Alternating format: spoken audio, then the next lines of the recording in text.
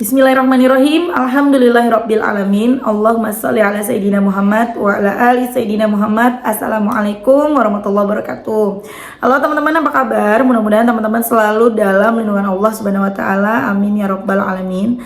Alhamdulillah, kali ini aku akan sharing lagi pengalaman sholawat dari teman-teman kita. Tapi sebelumnya, buat teman-teman yang belum punya buku ini, jangan pernah lelah dan nikmati setiap sholawat. Ini buku pertamaku, harganya 55.000. Kalau teman-teman mau beli, teman-teman bisa ke Gramedia, ada di Gramedia seluruh Indonesia, atau teman-teman bisa beli ke WhatsApp admin maupun ke Shopee. Nanti klik aja linknya di deskripsi box. Buat yang tinggal di luar negeri, kalian bisa beli e-booknya aja, ada di Play Store. Kalian cari di Play Store buku Jangan Pernah Lelah dan Nikmati Setiap Sholawat. Itu nanti ada, kalian nanti bisa bacanya lewat handphone aja. Dan buat kalian yang mau punya tasbih seperti ini, kalian bisa langsung klik aja linknya di deskripsi box. Insya Allah tasbihnya awet dan bisa bikin semangat bersolawat. Yang mau punya jilbab samaan kayak aku, ini jilbab segitiga instan. Ini enak banget, ada dalemannya juga, langsung diikat ya, belakangnya juga panjang, nggak perlu digosok lagi, bahannya tuh mudah banget diatur. Kalian langsung aja klik linknya di deskripsi box. Langsung aja aku akan bacain testimoninya ya. Ini dari Mbak siapa ya? Ini dari Mbak Susi nih teman-teman. Assalamualaikum Mbak Melisa. Waalaikumsalam. Aku Susi dari Palembang. Aku bersyukur banget kenal sholawat lebih awal, dan aku seneng banget bisa dikenalin sholawat dari Mbak Mel. Waktu itu videonya Mbak Mel lewat terus di YouTube aku, karena aku sering nonton videonya Mbak Mel dan tentang salawat-salawat. Akhirnya muncul channelnya Ustadz Marshall. Jadi hatiku terketuk untuk mulai salawatan. Awal-awal aku mulai salawatan sejak 2020 awal. Waktu itu aku belum nikah, tapi udah ada keinginan untuk menikah karena orang tua udah nyuruh-nyuruh nikah terus. Tapi aku ingin nikah kalau pasangan aku udah punya rumah sendiri dan udah punya pekerjaan yang jelas. Benar, pintar. Aku terus salawatan. Aku baca salawat sallallahu ala Muhammad sampai 10.000 paling dikit. Paling dikit 5.000. Baca yasin habis maghrib, sholat tahajud, dan bersalawat sebanyak-banyaknya. Tapi nggak konsisten kalau ada kesibukan aja. Kalau ada kesibukan ya masih bolong Mbak. Aku juga sering puasa Senin Kamis Mbak. Alhamdulillah Mbak, di tahun 2022 aku dinikahin dengan laki-laki yang sesuai dengan keinginan aku. Mertuaku dan ipar-iparku sangat baik. Alhamdulillah, Masya Allah, beruntung banget ya Mbak Susi Susanti. Masya Allah banget, beruntung banget Mbak Susi. The power of salawat. Teman-teman pengen kayak Mbak Susi? Bisa. Tapi kalian bisa juga nggak baca salawatnya 5.000 sampai 10.000 Sallallahu ala Muhammad setiap hari, dibaca sambil beraktivitas ya. Tapi kalian juga mesti sabar. Ini baru salawatan seminggu, 2 minggu, sebulan, 2 bulan. Mbak, mana? Kok jodohnya belum datang? Mana? Kok pertolongan belum? Sabar. Mbak Susi aja 2 tahun baru dapet jodoh yang sesuai dengan kemauannya. Tuh, jadi teman-teman sabar ya. Cepat atau lambat doa kita terkabul itu tergantung kepantasan kita, tergantung ya tentu kita harus selalu memantaskan diri, kita introspeksi diri. Tapi insya Allah apapun yang kita minta ke Allah pasti dijabah. Jadi kita udah introspeksi diri, benerin sholat kita, benerin sholawat kita, perbanyak sholawat, benerin hati kita, jangan berprasangka buruk sama Allah, benerin lagi keyakinan kita sama Allah. Tapi gimana Mbak caranya bisa pasrah, bisa yakin, bisa ikhlas menerima kenyataan ujian? Kembali lagi banyakin salawat, karena semua itu pasrah, ikhlas, dan juga yakin sama Allah itu akan muncul dengan sendirinya ketika kita sudah memperbanyak baca salawat. Baca yang banyak ya. Selamat ya Mbak Susi ya, Masya Allah, senang banget ya. Mudah-mudahan segera diberi keturunan sama Allah ya. Nah, ini ada satu lagi testimoni dari Mbak siapa bentar ya. Jadi ini mbaknya udah pernah kasih testimoni yang kehilangan dompet itu loh teman-teman. Kalian masih ingat nggak ada yang kehilangan dompet? Mana ya tadi ya? Dari aku lupa ini mbaknya, semoga masih ingat saya Mbak, dulu pernah kasih dari Mbak D. Ini namanya nggak mau disebutin ya, dari Mbak D. Jadi Mbak D ini pernah kehilangan dompet. Ingat nggak kalian yang sama pacarnya ke masjid, terus di masjid kehilangan dompet di daerah Puncak kalau nggak salah ya. Dan mbaknya ini kepengen banget nikah, segera menikah, cuman gak diizinin sama orang tua laki-lakinya karena si orang tua laki-laki ini punya anak. Jadi gini, pacar dari kakaknya Mbak D itu punya kakak perempuan belum nikah, jadi harus nikah dulu kakaknya, nggak mau dilangkain baru Mbak D boleh nikah sama pacarnya gitu loh. Dan gimana caranya bisa meyakinkan hati dan segala macam, akhirnya mbaknya sholawatan, akhirnya kabul, dapat izin, dapat restu. Nih mana nih yang pada punya pasangan belum direstuin, coba kalian simak ini ya. Assalamualaikum warahmatullahi wabarakatuh. Waalaikumsalam. Gimana Mbak Mel, sehat? Alhamdulillah sehat. Semoga Allah selalu melimpahkan keberkahan dan rizki serta kesehatan kepada Mbak Mel, amin. Masih ingat Mbak, saya dulu pernah kasih testimoni yang dompet hilang di masjid tapi besoknya langsung ketemu. Nah kali ini sebut saya Mbak D, saya mau kasih testimoni kedua tentang sholawat. Dulu saya pernah cerita bahwa kepengen banget menikah di tahun ini tapi belum dapat izin dari ayahnya calon saya karena harus nunggu kakaknya dulu. Setelah saya kirim testi pertama, saya lagi istiqomahnya sholat tahajud, duha, baca munjiat 100 kali dan sholawat Jibril tiap hari. Inget banget waktu itu awal Mei, dan pas tanggal 10 Mei tiba-tiba dikasih kabar dari keluarganya pacarku bahwa ayahnya memberikan izin kami buat menikah di tahun ini asalkan tidak 1 tahun bareng nikahnya dengan kakaknya.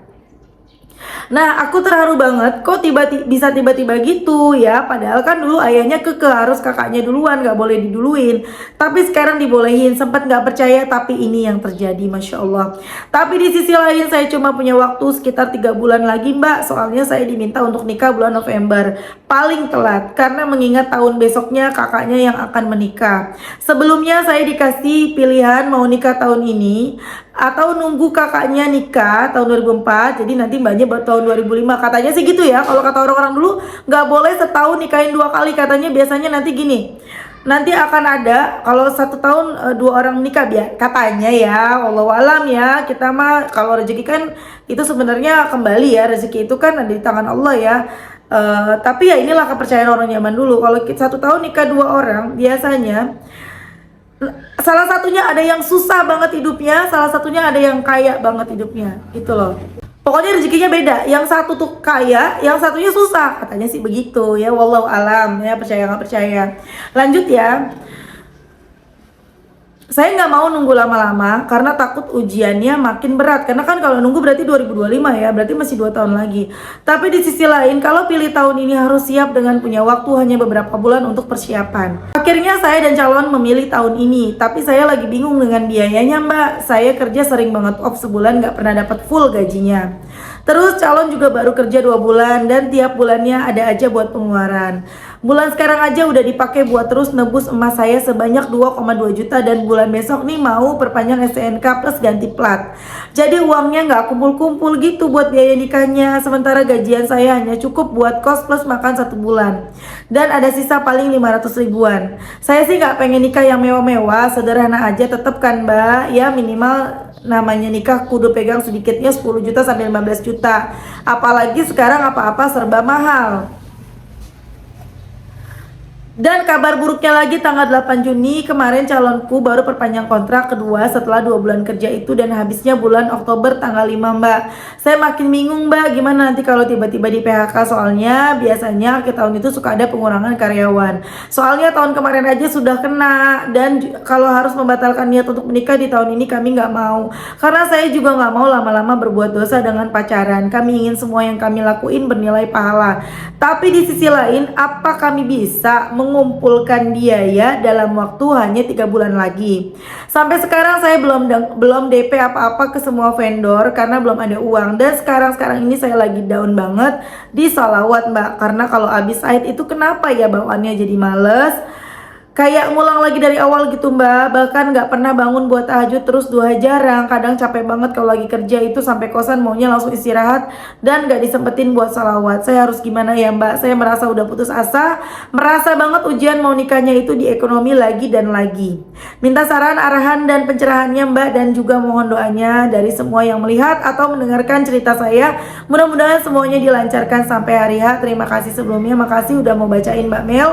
Wassalamualaikum warahmatullahi wabarakatuh. Waalaikumsalam warahmatullahi wabarakatuh.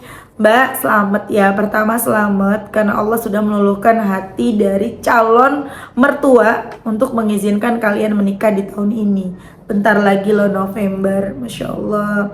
Mbak, urusan uang sama urusan hati itu bagi aku beratan hati. Uang tuh bisa kita cari walaupun cuma seperak dua perak, kita bisa nyari dengan kerja ibaratnya ya. Tapi kalau hati, cuman Allah yang bisa membolak-balikan hati manusia. Hati aja bisa terwujud apalagi duit. Kalau kemarin cuma dalam 10 hari dapat pertolongan dari Allah, diizinin sama calon mertua, apalagi cuma duit 10 sampai 15 juta. Kalau butuh ya, kalau butuhnya 10 sampai 15 juta itu kecil. Maaf, bukan ngentengin. Maksud aku gini, zaman sekarang yang namanya nikah itu kan 50 aja masih kurang. Ya enggak sih? Itu bisa 100-an juta loh teman-teman kalau nikah ya. Tapi kalau misalnya kita mau 10-15 itu kan termasuk kecil banget ya. Paling cuman makan-makan keluarga gitu kan ya, KUA, paling bikin buat make up segala macam. Insya Allah bisa, yakin terwujud. Tapi berat bangun malam, tapi ini ya paksa dong, kan mau ditolongin sama Allah, paksa bangun malam. Tapi kalau emang berat banget buat bangun malam, minimal kamu jangan lepas dari baca salawat sambil aktivitas. Ya, munjiatnya minimal 100, ya pokoknya tiap habis sholat 20 kali kan ringan tuh, 100 kali jadinya ya 20 kali aja. Nanti kalau emang di kerjaan gak bisa duha ya udah baca sholawat sambil kerja tuh, baca sholawat sallallahu ala Muhammad, sallallahu ala Muhammad, sallallahu ala Muhammad. Atau baca salawat adrik nih. Kalau adrik nih lebih gampang dari salawat munjiat. Kalau munjiat kan ada agak panjang, jadi kalau kita bacanya sambil aktivitas tuh susah. Jadi salawat munjiatnya 100 kali, 20 kali aja tiap habis sholat. Ya, 20 sebentar, duduk dulu lah baca munjiat habis sholat ya. Kemudian salawat adriknya sambil aktivitas. Salatu wassalamu alaika ya sayyidi ya Rasulullah, qatilati adrikni ya Rasulullah. Kalau masih berat juga sallallahu ala Muhammad, sallallahu ala Muhammad, sallallahu ala Muhammad, sambil kerja sallallahu ala Muhammad. Di hatinya, ya Allah tolongin, ya Allah tolongin 15 juta, 15 juta ya Allah gitu. 15 juta tanpa ngutang ya Allah gitu loh. Yang lengkap ya, mintanya yang lengkap sama Allah. Tiap sholat doa insya Allah dikabulin kok, nggak lama. Tapi kalau mau makin cepat lagi ya tentunya baca salawatnya yang banyak, seperti yang udah Mbak lakukan 10 hari dapat. Itu aja ya. Jadi kalau kita mikirnya sesuatu yang belum terjadi, bayangan mikirin, aduh gimana nih bulan Oktober bakal ada gini, nanti kalau di PHK gimana, itu kan belum terjadi, udah gak usah dipusingin. Sekarang bersyukur udah dikasih izin untuk menikah, dan sekarang fokus baca salawat gimana caranya biar terwujud dapat duit 10 sampai 15 juta. Bisa-bisa loh dikasih sama Allah 20 juta, dan caranya itu nggak harus dari kalian bekerja berdua. Bisa aja dong tiba-tiba orang tua masing-masing diberikan kelembutan hati untuk membantu. Bisa aja orang tua masing-masing diberikan rezeki yang nggak disangka-sangka, kemudian ngasih anaknya, kamu udah ada uangnya belum nih, dari bapak nih 10 juta. Nih dari ibu nih 10 juta, kan kita nggak tahu. Makanya udah sekarang fokus gimana caranya terkejar satu hari bisa 10.000 salawat Jibril, atau bisa sehari baca 500 munjiat. Udah itu aja yang difokusin. Atau bisa baca 4.444 salawat Jibril, atau 4.444 salawat Naria. Seperti tadi aku baru aja bacain testimoni dari Mbak AF yang Masya Allah banget ya, dapat keajaiban, dapat pekerjaan lagi yang gajinya lebih tinggi, pekerjaannya lebih baik lah gitu. Pokoknya itu aja yang difokusin. Gak usah mikirin nanti gimana, hari haknya gimana. Udah itu aja difokusin, pasti ada pertolongan dari Allah. Ya, semangat. Insya Allah tahun ini bisa nikah. Jangan lupa kabar-kabarin aku ya. Oke teman-teman, makasih udah nonton. Semoga bermanfaat dan jadi motivasi buat teman-teman. Kita doakan semoga Mbak D dimudahkan, dilancarkan sampai hari H, lancar rizkinya.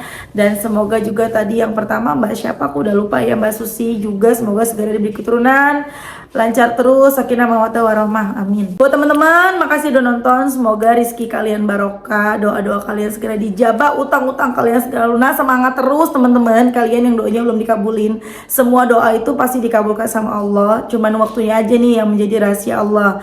Dan semua itu tergantung lagi kepantasan kita. Allah tahu yang terbaik buat kita. Jangan patah semangat, jangan berkecil hati. Allah itu adil, Allah sayang sama kita, Allah tahu yang terbaik buat kita. Oke teman-teman, makasih semuanya. Assalamualaikum warahmatullahi wabarakatuh.